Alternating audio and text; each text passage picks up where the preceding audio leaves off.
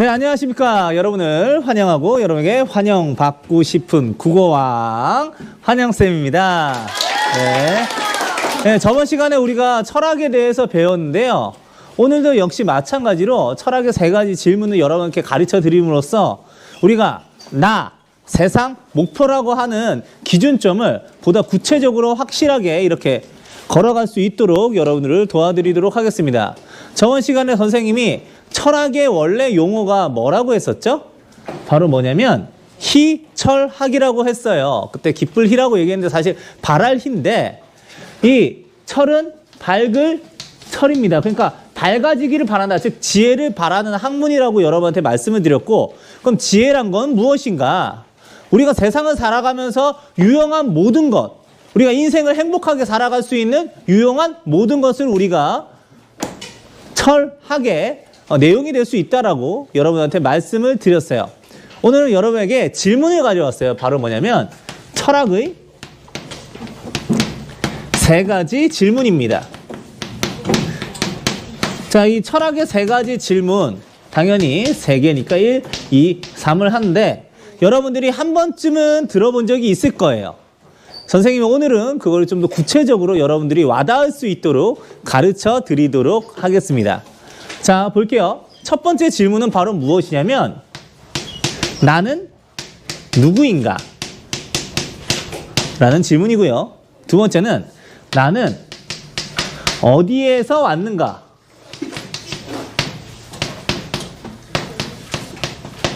그리고 나는 어디로 가는가? 이렇게 3가지 질문으로 이루어져 있는데 여러분들 질문은 보통 뭘 요구하는 행위예요? 대답. 네, 맞아요. 대답을 요구하는 행위죠. 근데 여러분들은 지금 나 자신, 여기서 다 들어가 있는 게 나에 대한 얘기야. 세상에서 나를 제일 잘하는 사람은 나니까 여러분들 이 질문에 대답을 할 수 있겠어요? 질문은 대답을 요구하는 행위니까요. 여러분들 한번 나는 이거 확실하게 대답할 수 있다라고 하는 분 여기 계신가요? 자기 자신에 대해서? 자, 선생님은 그럼 여러분한테 이걸 가르치고 있는 선생님도 이걸 확실하게 대답할 수 있을까요? 아니에요. 왜 제가 대답하지 못한다고 생각하셨어요? 잘 모르시. 잘 모를 것 같아요. 저도 나 자신에 대해서 아직 잘 모릅니다. 여기서 여러분한테 말씀드리고 싶은 건 아직 잘 모른다는 거예요. 자, 이거부터 한번 얘기를 할까요? 나는 누구인가? 라고 얘기할 때 뭐 이거를 한 단어로 얘기를 한다면 정체를 묻는 거예요. 난 도대체 정체가 뭐야? 정체성과 관련되어 있는 질문인데 선생님은 지금 여러분들을 가르치고 있죠? 내 정체는 교사예요. 가르치는 사람. 근데 내 딸에게는 아빠가 되겠죠? 그런데 그럼에도 불구하고 왜 나는 이걸 정확하게 대답하지 못할까? 앞으로 살아갈 날도 많이 남아있기 때문이에요. 살아온 날도 있지만 지금까지 내가 열심히 노력해서 획득한 지위도 있지만 앞으로 내가 더 발전하고 변화해가면서 얻게 될 수 있는 새로운 나도 있을 수 있겠죠? 그래요? 여러분들은 더더욱 그럴 거예요. 여러분들은 누구예요? 여러분들은 스스로를 학생이라고 이렇게 얘기를 하겠지만 학생은 무수한 가능성을 가지고 있어요. 여러분들이 앞으로 어떤 사람이 되고 어떤 정체의 소유자가 될 건지는 인생이라고 하는 긴 여정, 긴 여행을 직접 걸어봐야 결국에는 최종적으로 죽을 때쯤에 알 수 있더라. 뒤에 나와 있는 이것도 마찬가지야. 나는 어디에서 왔는가? 이건 뭐냐면 난 도대체 어디에서 왔지? 난 우리 부모님한테서 태어났지. 근데 부모님도 부모님에 대해서 있을 거고 계속해서 거슬러 올라가면은 우리를 만든 사람은 누구인가라는 그런 질문을 할 수도 있겠고 우리라는 존재, 인간의 근원과 본질이 무엇일까에 대해서 우리가 어느 순간에는 이 질문을 마주해야 된다는 얘기예요. 그리고 또 하나를 여러분한테 말씀을 드릴게요. 나는 어디로 가는가? 선생님이 저번 시간에 우리 철학에서의 3가지 기준을 가르쳐 드렸는데 이 3가지 기준 단어로 얘기할 수 있는 사람. 나, 세상, 목표. 그러면 이 3가지 중에 요거는 뭐와 관련되어 있는 걸까요? 나는 어디로 간가? 맞아요. 우리의 목표. 어디로 가야만 하고 어디로 갈 것인가? 이렇게 우리가 가는 목표의 지향점을 잡음으로써 우리로 하여금 움직일 수 있는 동기를 부여할 수 있게 하는 질문이에요. 근데 여러분한테 꼭 말씀드리고 싶은 건 이 질문은 마지막 그 순간까지 답이 없어요. 그리고 70억 명이 있다면 70억 개의 대답이 있을 거야. 왜냐면 나는 다 굉장히 유니크하고 개별적인 개체니까 말이죠. 하지만 이 질문이 우리에게 그럼 답을 끝까지 내릴 수가 없다고 하면, 절대적인 답을 내릴 수 없다고 하면 이게 의미가 없는 걸까요? 그건 아니에요. 이 질문이 우리의 중심을 잡아주고 우리로 하여금 삶을 좀 더 의미 있게 살아가게 만드는 질문입니다. 아까 선생님이 철학이 뭐라고 했어요? 지혜의 학문이라고 했는데, 우리 눈을 밝혀주는 학문이라고 했는데, 이 질문을 가지고 마음속에 새기고 이 질문을 의식하면서 살아가는 것만으로도 여러분들이 보통 사람들보다 훨씬 더 주체적이고 구체적인 삶을 살 수 있을 거라고 선생님은 생각을 해요. 그래서 이걸 가르쳐 드렸는데, 오늘은 선생님이 원래 3이라는 숫자가 완전수여서 계속 이 3이라는 숫자를 활용하게 되는데, 그리스 3명의 철학자에 대해서 얘기를 하려고 해요. 그리스 3철학자인데, 이걸 하는 이유는 이 사람들이 우리가 철학이라고 하는 학문의 기반을 닦아놓은 3명의 학자들이기 때문입니다. 현대 철학, 근대 철학이 오기 전까지 중세에서 하나님을 믿는 신학조차도 이 사람들이 만들어진 이론적 토대 위에서 세워지게 됐어요. 그래서 여러분들이 철학이라고 하는 게 구체적으로 무엇인가에 대해서 조금 자세하게 알고 싶다고 하면 이 세 사람을 건너뛰고 얘기를 할 수가 없다. 그래서 오늘은 이걸 가르쳐드리고 이거를 이 철학의 3가지 질문하고 연결해보고, 그리고 저번처럼 똑같이 힙합으로 같이 여러분들하고 만나보는 시간을 가지도록 하겠습니다. 이 그리스 3철학자라고 얘기했는데 그리스 철학자가 정말 수없이 많거든요. 라파엘로의 그림을 보면 한 100명 정도, 100명은 아니고 한 수십 명 정도 그려져 있는데, 그 중에서 3명을 여러분들하고 추리라고 하면 여러분들이 할 수 있겠어요? 네. 하기가 쉽지가 않지만 여러분들이 알고 있는 유명한 사람 이름만 되면 좀 더 채워질 것 같다는 생각이 듭니다. 자, 자, 누가 있을까? 아무나 한번 질러주세요. 오! 야, 바로 제일 앞에 있는 분은, 네, 흥분해가지고 침이 쳤어요, 침이. 네, 그리고, 오, 플라톤. 아리스토텔레스. 아, 야, 진짜 대단한 반이군요. 어유, 맞아요. 어떻게 딱 3명 꼽으라고 했는데, 이렇게 다 맞췄을까? 자, 말씀을 드리면, 지금 소크라테스, 플라톤, 아리스토텔레스가 있는데, 이 3명은 사제지간으로 연결되어 있습니다. 소크라테스의 제자가 플라톤이고 플라톤의 제자가 아리스토텔레스니까요. 근데 선생님이 아주 간략하게 지금 이 3분에 대한 이야기를 해주고, 또 여러분들한테 다음 시간에는 이 3분의 이론을 좀 더 자세하게 심화적으로 들어가는 시간을 가지도록 하겠습니다. 오늘은 인트로, 좀 오프닝, 여는 작업에서 잠깐 간략하게만 개요식으로 말씀을 드리도록 할게요. 자, 소크라테스가 한 말 중에서 여러분들이 굉장히 유명한 말이 뭐가 있을까? 너 자신을 알라. 이거는 각색가가 한 말이라고 하기도 하는데, 악법도 법이다, 막 이런 말들 여러분들 들어본 적이 있을 거예요. 근데 소크라테스가 진리를 추구한 사람이었거든요. 지금 여기에 있는 이 질문에 대한 대답이 뒤에 가서 여러분들하고 랩을 하나 들을 건데, 거기에서도 나오는 건 진리라고 하는데, 소크라테스는 이걸 굉장히 중요하게 생각했어요. 진리를 추구하는 방법은 바로 어떤 방법으로 이루어져야 되냐면 질문을 해야 된다라고 생각했어요. 우리도 지금 답을 구할 수는 없지만 여기에 지금 질문들이 되어 있잖아요. 소크라테스도 마찬가지 방법을 했는데, 소크라테스의 진리를 추구하는 방법을 우리가 뭐라고 했냐면 산파법이라고 했습니다. 산파가 뭔지 아는 사람? 자, 산파는 당시의 직업이에요. 어떤 직업이냐면 애를 받는 직업이야. 애를 받는 직업인데 보통 여성분들이 이렇게 많이 했습니다. 소크라테스의 어머니가 산파여서 그래서 소크라테스의 지식추구법을 산파법이라고 말을 하는 사람들도 있는데 사실 이런 것 같아요. 우리가 질문이란 걸 가지고 있으면 어떻게 돼요? 계속 고민을 하게 되잖아요. 그 고민이 결국에 우리를 뭐로 이끈다? 지혜로 이끈다. 그래서 그 고민이라고 하는 게 출산의 과정과도 같다라고 얘기를 해서 소크라테스의 엄마가 산파이셨기 때문이기도 하지만 소크라테스의 지식추구법을 질문을 통한 고통을 통해 지혜를 얻는다라고 하는 산파법이라고 이야기를 했던 거예요. 그런데 소크라테스가 이런 방식의 지식을 추구하게 된 이유가 있습니다. 바로 뭐냐면 당대의 그리스 시대가 민주주의 사회였어요.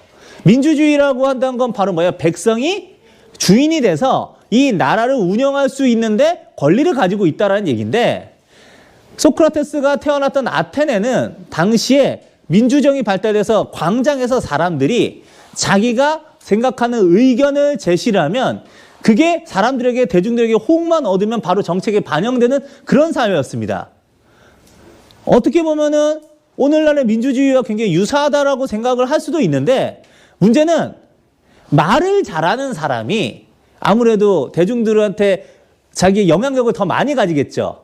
그래서 자기의 논리를 굉장히 강화하고 달변가들이라는 사람들이 자기 나름의 이상과 생각을 가지고 대중들을 얘기하기 시작하는데 그런 사람들은 소피스트라고 합니다. 근데 소피스트들이 너무 말의 중요성이 강조가 되니까 진짜 중요한 도덕이나 선 같은 거를 다 버려버리고 개인의 이기심, 승리하는 법 이런 것들을 계속 가르치면서 약간 아테네 사회가 일사불란한 사회가 아니고 너무 다양화되고 너무 혼란스러운 사회로 바뀌어지게 됐을 때 갑자기 소크라테스가 신전에서 아테네 여신의 신탁을 받게 돼요.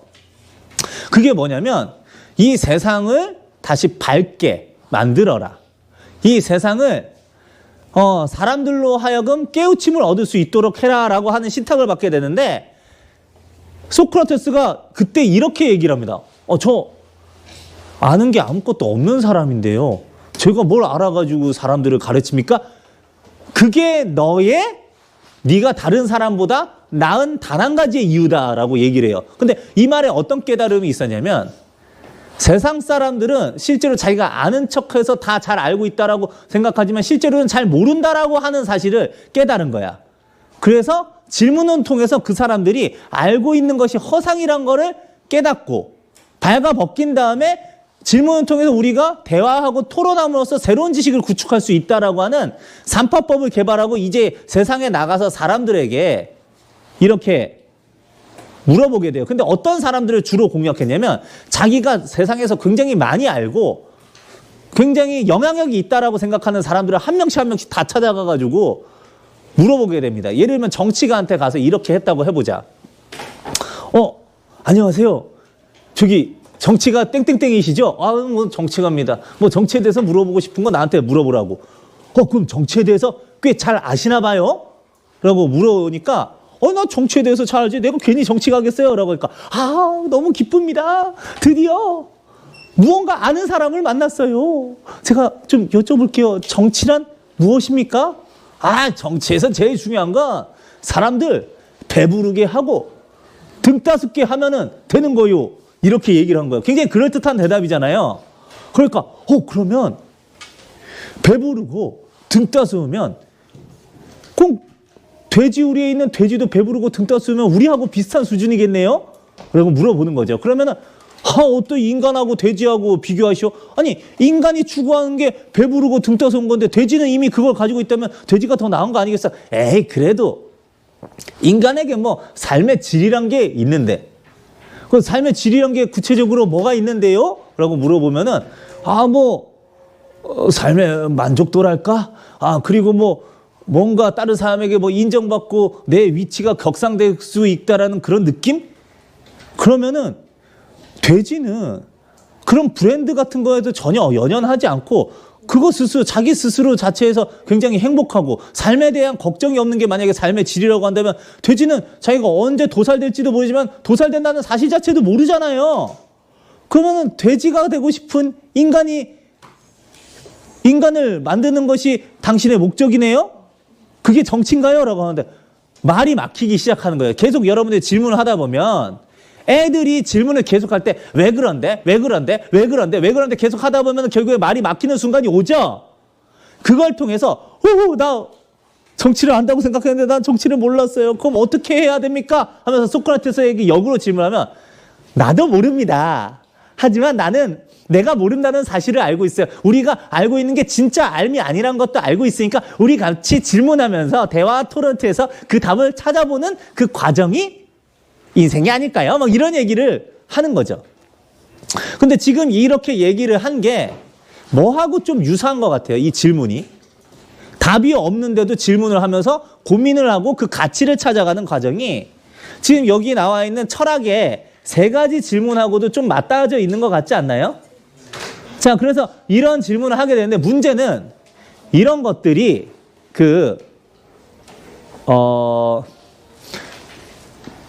거기에 감화돼가지고 소크라테스를 따르는 사람도 생기게 만들었지만 지도자들을 계속 이렇게 찾아가가지고 무너뜨리는 소크라테스에 대해서 반감을 가진 사람들도 되게 많았어요. 그러다 보니까 어떤 일을 이렇게 하게 되냐면 지금도 여러분들 가짜뉴스나 포퓰리즘이라고 해가지고 언론을 선동해가지고 이 사람이 마치 죄인인 것 마냥 만드는 경우가 있어요, 없어요? 마녀 사냥처럼 하는 거예요. 지금처럼 다양한 정보를 받아들일 수 있는 매체가 없었던 그때는 말이 다였어. 말이 다였는데 거기에 있는 영향력이 큰 사람들이 소크라테스를 해치우기 위해서 음모를 꾸밉니다. 그러면서 풍문을, 헛소문을 하는데 그게 바로 뭐냐면 2가지 목적으로 이렇게 하게 돼. 하나는 신성 모독이고 또 하나가 바로 뭐냐면 젊은이들을 선동했다라는 얘기예요. 우리 미래의 젊은이를 선동해가지고 이상한 길로 빠지게 만들어요. 부모님을 걱정하게. 그리고 신성 모독이라고 하면 당시에 신과 함께 살았던 올림푸스 신들과 함께 살았던 아테네 사람들에게는 굉장히 큰 죄거든요. 그래서 심지어 사형까지 받을 수 있도록 얘가 소크라테스가 우리 사회의 지금 기존 질서를 무너뜨리고 사회를 망치려는 혁명을 준비 중입니다. 반란을 준비 중입니다. 이런 얘기를 하면서 사람들을 꿰어서 대중들이 다 소크라테스가 나쁜 놈이라고 인지하게 만든 다음에 재판에 들어가게 됐어요. 재판에서 당시에는 재판에서 그 결정을 하는 거는 배심원 제도였는데 500명의 배심원이 이 sum up 그러니까 엄지손가락을 올리면 사는 것이요 엄지손가락을 내리면 죽는 것이란 말이에요. 그래서 이걸 가부를 이렇게 결정을 하는데 소크라테스가 하는 태도가 너무 당당했던 거야. 근데 여러분들이 죄인이라고 생각했던 사람이 너무 당당하게 행동을 하면은 우리가 잘못 알고 있다고 하더라도 쟤 뭐가 잘났다고 저렇게 당당해? 부끄러움을 모르고 수치심을 모르는 사람이구만. 이렇게 얘기를 받아들일 수가 있다는 거죠. 근데 사실 소크라테스의 말이 틀린 건 아니었거든요. 내가 질문을 통해서 대중들에게 깨우침을 주려고 했어. 그것이 어찌 잘못됐단 말이오? 그리고 젊은이들은 내가 뭐 선동을 하고 어떤 권력을 누리기 위해서 데리고 다녔던 게 아니고 알아서 날 찾아왔어. 그게 뭐가 잘못됐다는 얘기야? 하면서 얘기를 하는데 사람들은 이미 소크라테스가 죄인이라고 생각하니까 저 태도가 굉장히 뻔뻔하고 후한무치하다라고 생각을 했던 거지. 그래서 어떻게 하면 다 썸 다운 합니다. 그래서 어떻게 되냐? 소크라테스가 결국에 사형 선고를 받게 돼요. 근데 이게 정말 말이 안 된다라고 생각했던 제자들이 소크라테스를 찾아와서 탈옥을 권하고 도주로도 확보를 해주는데 소크라테스가 또 하나 믿고 있었던 건 바로 뭐냐면 선이란 걸 믿고 있었어요. 이 선이라고 하는 거는 여러분 어떤 사람이 착하고 어떤 사람이 나빠요? 그건 우리가 결정할 수 있는 게 아니에요. 다만 사회에서 국가라고 하는 건 선이다. 왜? 국가라는 울타리가 있기 때문에 우리가 자연 상태에서 원시인트 수접 채취했을 때 다양한 위험에서 방파제 역할을 할 수가 있었고, 따라서 사회 구성원들이 합의한 것을 우리가 선이라고 명명을 하자. 따라서 법도 선이고 규범도 선인데 그 국가에 대한 의무를 다하는 것도 선이다. 그래서 이 사람은 실제로 페르시아와의 전쟁에서도 동원돼서 자기가 가장 용맹하게 싸우기도 하고 돌아왔단 말이야. 근데 설령 내 의견하고 맞지 않는다고 하더라도 구성원들이 그렇게 결정을 내리고 그 구성원들이 결정한 방식을 따르자고 우리 제도로 자린매김되어 있다고 하면 그 법을 우리는 어떻게 해야 된다? 따라야 한다. 그래서 내가 죽음으로써 내 선을 지키겠다 해가지고 악법도 법이다라고 하고 독주 마시고 꼴까다 하신 거야. 그런데 그 일이 일어나고 난 다음에 그의 제자 플라톤에게는 정말 불타오르는 노여움이 생깁니다. 민주제도가 좋은 제도냐? 절대 아니다.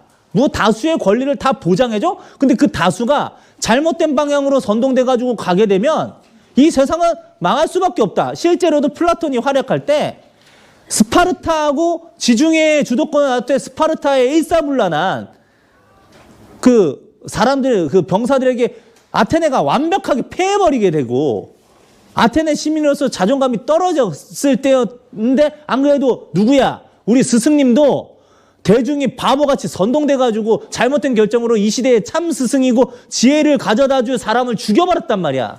그러니까 민주제에 대한 불신을 가지게 돼요. 아, 대중들은 너무 멍청해. 바보입니다. 그러니까 어떻게 해야 되냐? 대중들은 우민이야.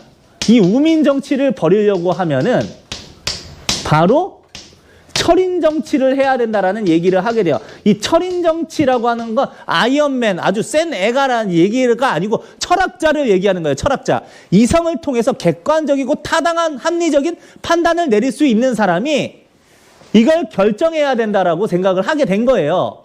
그래서 우리가 방향을 가르쳐 줄게. 용기와 기계가 있는 이성이 제일 높은 수준이에요. 우리 사람이 가지고 있는 정식적 수준으로 봤을 때. 이성이 제일 높은 수준인 이성을 가지고 있는 철학자가 나라를 다스리고 그 밑에 있는 용기와 기계를 가진 병사가 나라를 지키고 멍청하게 욕망이 이끄는 대로만 이렇게 왔다 갔다 하는 개돼지 같은 민중들은 뭐 해라? 생산활동만 전념해. 우리가 지시하는 대로. 이런 얘기를 하게 돼서 철인 정치를 내세우게 됩니다. 그리고 이 사람의 가장 핵심적인 게 바로 뭐냐면 이데아라고 하는 거를 얘기를 하게 되는데 이 이데아가 뭔지를 여러분하고 잠깐 만나보도록 할게요. 이 이데아는 이상 혹은 형상이라고 하는 겁니다. 이상적인 형상이 우리 이데아라고 여러분들 보시면 되겠어요. 그리고 현실, 이 현실은 사물이라고 이렇게 얘기를 했는데 자, 이제 같이 한번 보도록 할게요. 여러분들 지금 눈앞에 보여져 있는 사람은 누구예요? 네, 환영쌤이죠. 근데 이 환영쌤이 어때? 이상적인 선생님의 모습을 가지고 있어요? 네라고 얘기해주는 여러분이 너무 착한데 선생님은 사실은 짜증도 좀 많은 사람이고 기분의 급락이 이렇게 왔다 갔다 하는 사람이라서 그렇게 선생님이 생각할 때 이상적인 선생님의 상이 아니에요. 근데 플라톤은 이렇게 생각한가? 이상이라고 하는 건 따로 있어서 지금 우리 현실에 존재하는 모든 것들은 가짜다. 가장 이상적으로 완벽한 애가 따로 존재하고 우리는 그것에 모방에 지나지 않는다라는 얘기를 해요. 이게 여러분들의 입장에서는 굉장히 황당한 내용일 수도 있어요. 근데 선생님이 한번 요거 좀 보여드리도록 할게요. 자, 여기가 어디냐면 동굴입니다. 근데 동굴에 불이 피워져 있어요. 그리고 동굴의 어떤 의자에 사람이 앉아 있는데 구속당해 있습니다.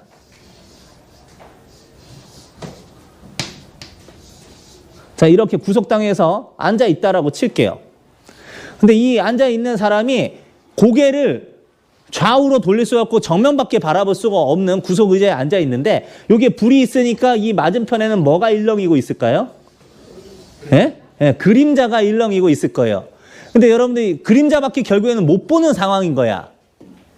그런데 이 그림자는 진짜예요? 가짜예요? 예? 가짜죠. 단 우리라는 진짜 실체의 뭐일 뿐이야? 모방일 뿐이에요. 이게 왔다 갔다 가는데 우리는 어차피 그거밖에 못 보고 갇혀 있으니까 그게 진짜라고 믿고 있었던 거야. 근데 어느 날 한 사람이 이 구석 의자에서 풀려나가지고 갑자기 이 좁은 동굴을 빠져나와서 이 세상을, 진짜 세상, 빛이 가득한, 태양을 통해서 빛이 가득한 세상을 마주하게 되는데 세상은 정말 넓은 데다가 총천연세기로 가득한 거야. 난 지금까지 그림자의 검은색밖에 못 봤는데 말이야. 이게 바로 뭐냐면 우리 인간의 세계라는 거예요. 이게, 이 동굴이 우리 인간 현실이고, 지금 우리가 여기에 구석의자에 갇혀있는 상황은 고정관념과 편견, 잘못된 지식에 사로잡혀가지고 가짜를 진짜라고 보고 있는 우리 자신이라고 생각을 했던 거죠.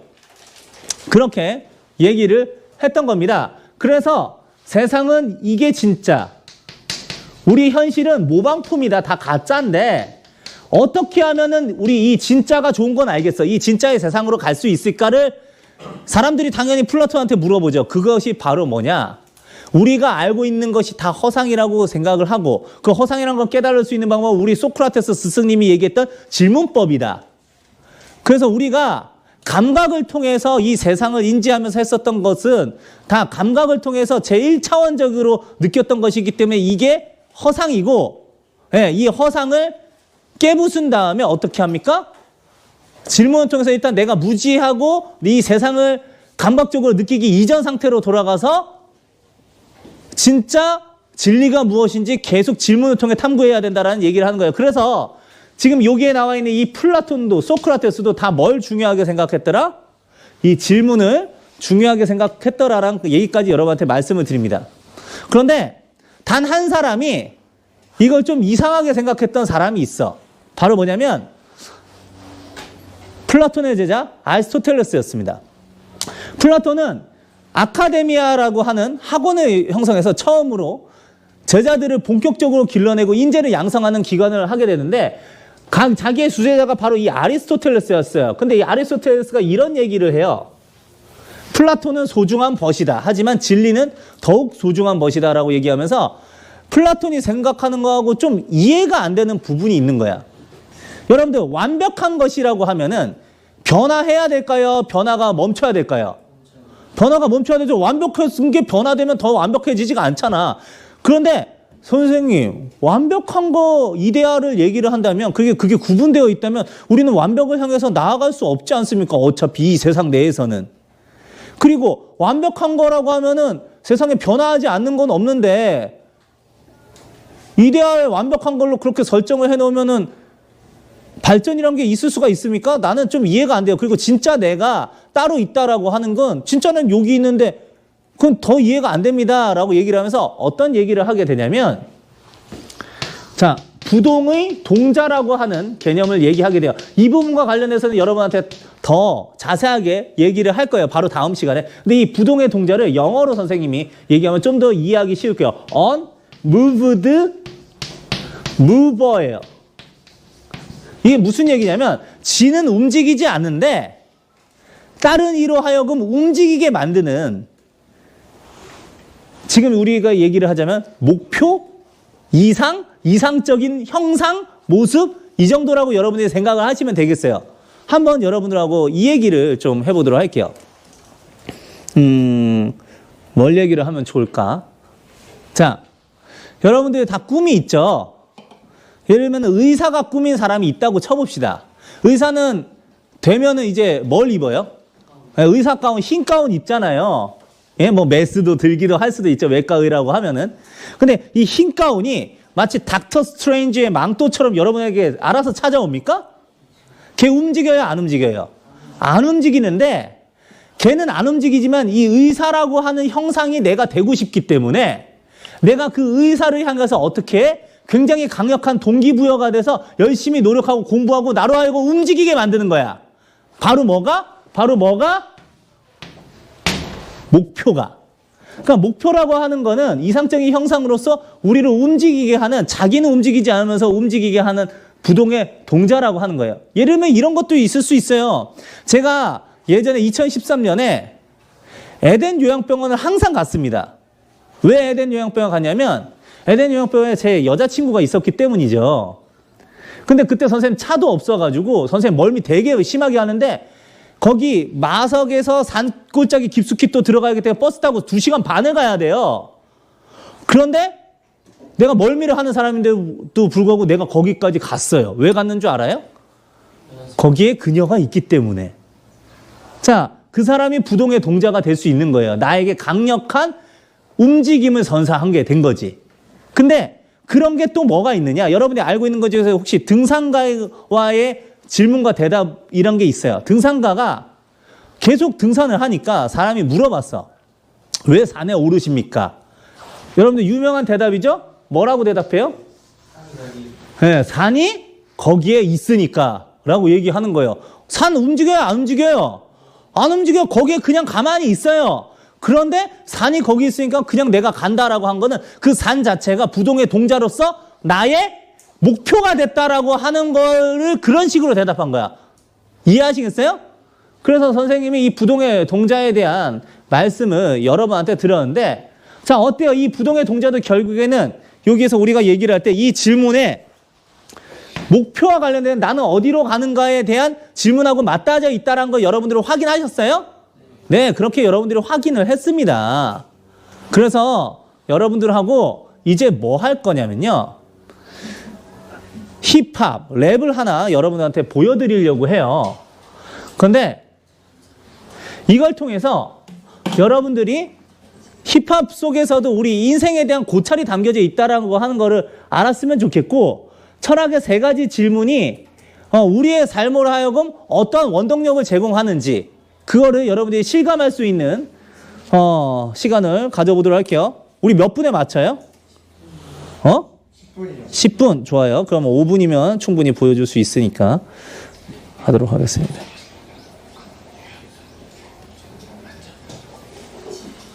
자, 선생님이 원래 BY 저번에 보여줬잖아요. 근데 BY 말고도 제가 좋아하는 래퍼가 한 명 있는데 그 래퍼는 꽤나 좀 어린 래퍼예요. 아, 이거 좀 도와줘야지. TV야. 빨리 좀 도와줘야지.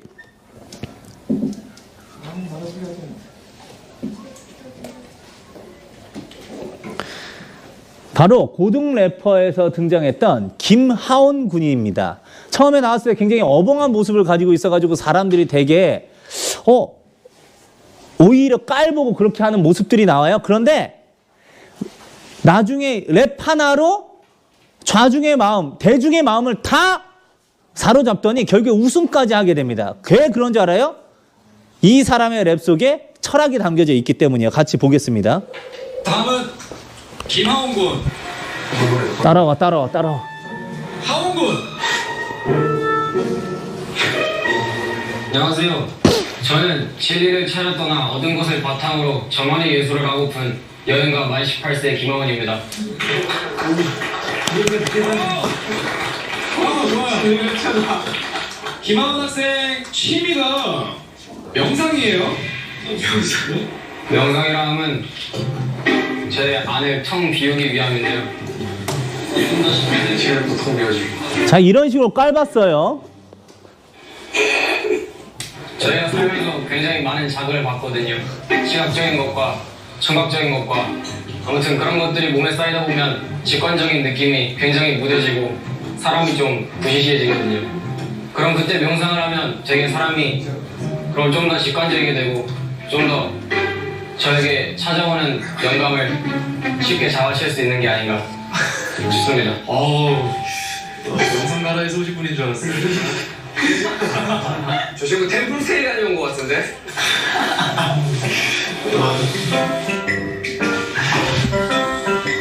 좀 뭐라 해야 되지?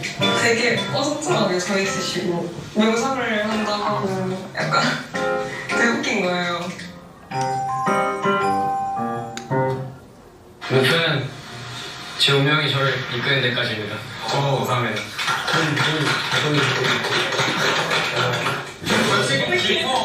저 친구 깊어. 뭔가 깨우친 사람 같은데. 자, 다음. 자, 이제 랩을 실제로 하는 걸 보도록 할게요. 버전이 아주 피곤. 안 나오고 있지. 있어요? 물질 방금 없었어. 년 너무 열받.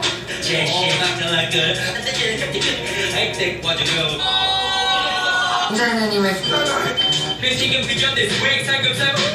랩도 사랑이 예쁘다.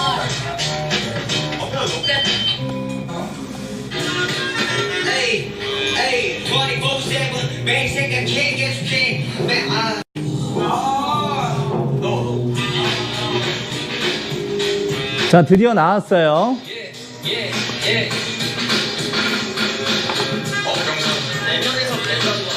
나 지금 하고 있는 거야.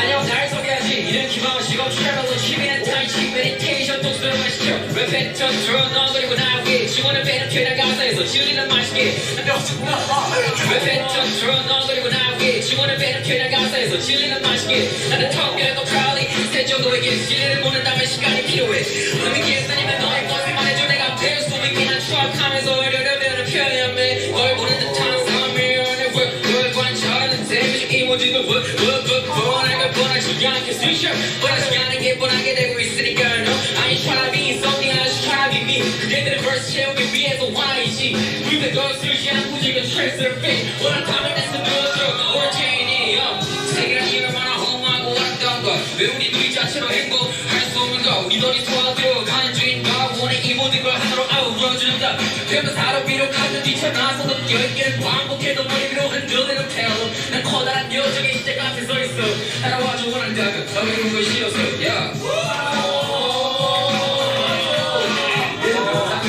처음에 그냥 말하면서 가다가 박자하고 되게 멋있지 않았어요? 제일 다른 느낌이었어. 하나이 있어. 아 이게 너무 멋있어 진짜. 자, 철학이 있어 라고 얘기를 했어요. 근데 이분들이 철학을 알고 계셔서 그런지 모르겠지만은 전곡을 찌른 부분인 것 같아요.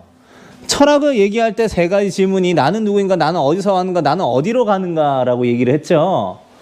이게 결국에는 내가 살아갈 방향성을 잡아주는 지향점이 되는 질문들이에요.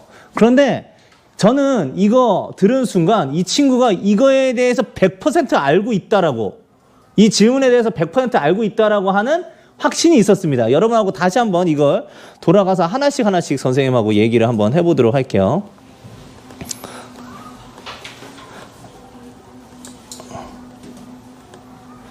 자, 보도록 하겠습니다. 일단 이 친구는 그만 보고 저랑 이렇게 한번 얘기를 한번 해보도록 할게요. 소리는 계속 들릴 테니까 충분히 얘기를 할 수 있을 것 같아요. 보겠습니다. 자, 같이 듣도록 할게요.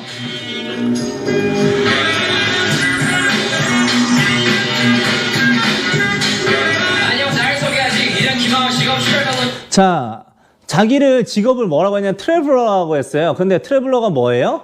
여행가란 얘기죠. 우리 인생이라고 하는 거는 선생님이 아까 맨 처음에도 얘기를 했다시피 여정이에요. 우리가 여행을 다니는 거라고 생각할 수 있어요. 여행은 견문을 넓히는 건데 우리 인생에서 정말 많은 사람을 마주하고 정말 다양한 장소를 가고 다양한 경험을 쌓잖아요. 그래서 그거를 여행이라고 지금 얘기를 하고 있습니다. 취미는 타이치 메디테이션 독서를 마시죠 랩 패턴 들어넣어 그리고 나 위에 지원을 빼는 쾌락 가사에서 진리는 맛있게 랩 패턴 들어넣어 그리고 나 위에 지원을 빼는 쾌락 가사 진리는 맛있게 나는 텅비하고 프라울리 세 정도로 자, 나는 텅 비어 있고 셋 정도의 게스트가 있대요. 근데 이 셋 정도의 게스트가 바로 지금 여러분들이 보시는 이 세 가지 질문이라고 저는 확신합니다. 게스트는 뭐냐면 우리에게 찾아오는 손님을 의미해요. 우리가 인생을 걸어가는 데 있어서 이 질문들이 여러분들을 찾아오는 순간이 있습니다. 근데 여러분들 볼게요. 이 셋 정도의 게스트, 왜 이게 분명히 알고 한 말인지를 확신하냐면 진리를 보낸다면 바로 그 다음에 나와 있는 말이죠. 이 진리라고 하는 답. 여러분들 진리가 뭐예요? 이게 진리라는 말인데 참 진짜의 그 이치 이자예요. 참된 이치니까 한마디로 정답이라고 생각하면 되겠어요. 우리가 살아가면서 정답으로 내세울 수 있는 다양한 지식과 지혜들을 우리가 이 진리라고 얘기를 하는데 문제는 이 진리를 묻는다면 시간이 필요해라고 지금 답을 했단 말이에요. 진리를 묻는다면 시간이 왜 필요할까요? 여러분들 이 답을 지금 바로 내릴 수 있다고 했어요? 없다고 했어요? 없기 때문에 인생이란 길을 걸어가면서 이걸 찾아가야 된다는 걸 이미 알고 있기 때문에 진리를 묻는다면 시간이 필요해 라고 했어요. 3명의 게스트가 나를 찾아와서 진리에 대해서 물었어. 이거에 대해서 물었는데 나 시간이 필요하니까 좀만 기다려줄래? 라고 얘기를 하고 있는 거죠. 아니면 너의 것을 말해줘. 나를 살고 있는 이 세상아, 너의 것을 나에게 가르쳐 줄래? 그럼 내가 배울게 라고 얘기한 거죠.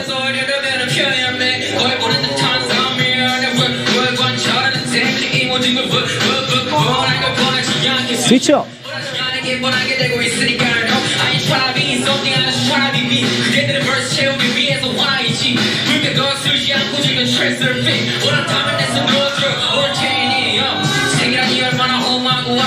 자, 이거 굉장히 중요한 건데 생이란 이 얼마나 허무하고 아름다운가 했죠. 근데 허무하다란 말하고 아름다운 말하고 서로 배치되는 말이죠. 모순되는 말이잖아요. 그런데 이게 바로 뭐냐면 생이 얼마나 허무할 수 있는 거는 내가 만약에 목표를 잃고 내가 방황을 한다면 이 세상의 의미를 못 찾아서 허무하다고 할 수가 있는 거야. 근데 내가 만약에 목표를 잡았다면 어떻게 될까? 세상은 아름다울 수 있다라고 지금 얘기를 하고 있는 거예요. 그거를 알고 있으니까 이 두 가지 서술어를 동시에 얘기를 한 거야.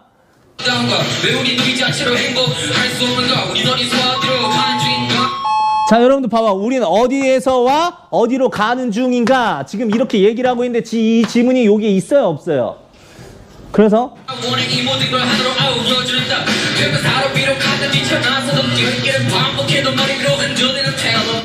이 학생은 자퇴를 했어요.